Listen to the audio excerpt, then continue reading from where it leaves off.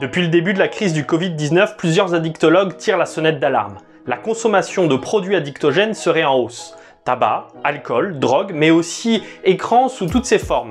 Par exemple, dans un sondage IFOP, 62% disent que leur consommation numérique a augmenté et 53% des Français déclarent que la consommation de biens culturels, séries, jeux vidéo, films, etc. sont en tête des activités indispensables à l'équilibre personnel en temps de confinement, ceci avant même la pratique du sport. Dans un contexte où l'ennui, le vide, l'angoisse et le manque de relations sociales se fait sentir, certains peuvent avoir tendance à se rabattre sur ce qui semble le combler et fuir cette réalité. Et à force de prendre de mauvaises habitudes, parfois on se fait piéger ou on perd le contrôle de sa consommation. Pour ne rien vous cacher, je dois dire que l'abonnement Netflix de ma femme est aujourd'hui bien rentabilisé. Hein? Mais tu dis quoi là? C'est net, les filles et ma femme aujourd'hui n'ont pas encore dîné? Alors si toi aussi, comme moi, tu connais un ami d'un ami, Assume. bienvenue dans l'addiction. Ou quand les produits, alcool, tabac, drogue, sucre, ou les comportements, écran, sexe, pornographie, etc.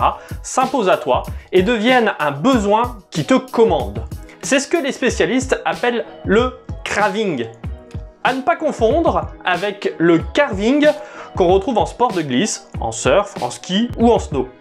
Arrivé à ce stade, si tu es sur la pente glissante du craving, c'est que tu deviens vraiment accro, comme possédé. Il y a quelques jours, c'était la Pâques, ou la fête de la libération. Quelle ironie de fêter la libération en ce temps de confinement. Mais c'est peut-être l'occasion de repenser la libération. Et pour cela, je te propose de prendre Marc V et le démoniaque Gérasé, le démoniaque libéré. Voilà un homme possédé, un homme fort qu'on ne peut enchaîner. Il vit dans un cimetière ou dans des grottes où on l'entend parfois crier de démence certainement, mais également de désespoir. Voyant Jésus, l'homme se jette à ses pieds. Il s'agenouille, il se prosterne. Toutes les fibres de son être l'appellent au salut, à la libération. Et pourtant, ce qui sort de sa bouche, c'est tout le contraire. Pourquoi te mêles-tu de mes affaires? Il espère en lui, en ce Jésus, et pourtant il le rejette. Et curieusement, Jésus répond à l'aspiration plus qu'à ce qu'a dit cet homme. Jésus semble avoir entendu « Fiche-moi la paix ». Donne-moi cette paix et donc la libération, j'en ai besoin. L'intérêt de ce texte, c'est que Jésus te dit qu'il ne te traite pas selon ton mérite, selon ce que tu as fait de bien, ce que tu as bien dit, mais il te traite selon ton besoin. Tu as besoin d'être libéré comme cet homme et c'est ce que Jésus va faire pour lui et c'est ce qu'il veut faire pour toi en dépit de tes mérites. Alors comprends-moi bien, je ne te dis pas que tu es possédé au sens religieux du terme, mais peut-être que ta consommation ou ton comportement te possède.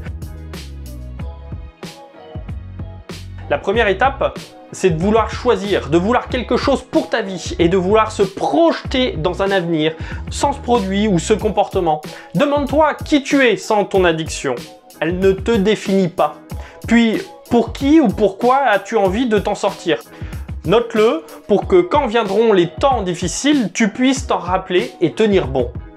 Deuxième chose, repère et identifie les moments, les circonstances, les pensées qui déclenchent chez toi le besoin de répondre par ce comportement ou cette substance.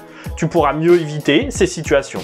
Rappelle-toi, ce n'est pas le besoin qui est le problème, c'est la manière de le satisfaire. Répondre au stress, au manque ou au vide par la consommation d'un produit ne marche pas. Plus on consomme, plus on a besoin et plus on est accro, plus c'est stressant et culpabilisant. Tu visualises la boucle? Quand on consomme pour apaiser, c'est là que les ennuis commencent. Donc identifie le besoin que tu souhaites combler par ce comportement. Troisième chose, structure. Maintenant que tu visualises là où tu veux aller, où tu ne dois plus aller, commence par structurer ta vie. En ces temps de confinement, ce mélange de perte de rythme et de structure, de stress et d'ennui sont tes pires ennemis.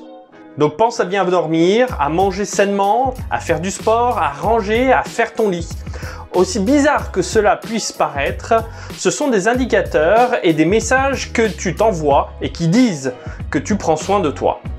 4. Remplacer. Il ne s'agit pas d'arrêter mais de remplacer. Le meilleur moyen de ne pas succomber au stress et à l'ennui qui ont tendance à te faire rechuter, c'est de faire quelque chose qui te tient vraiment à cœur.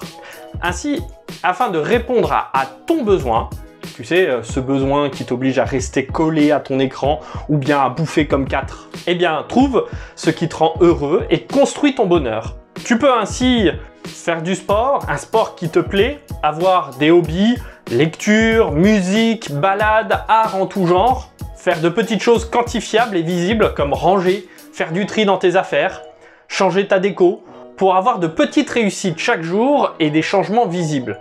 Enfin, dernière chose, ne reste pas seul. Rien de pire que la solitude.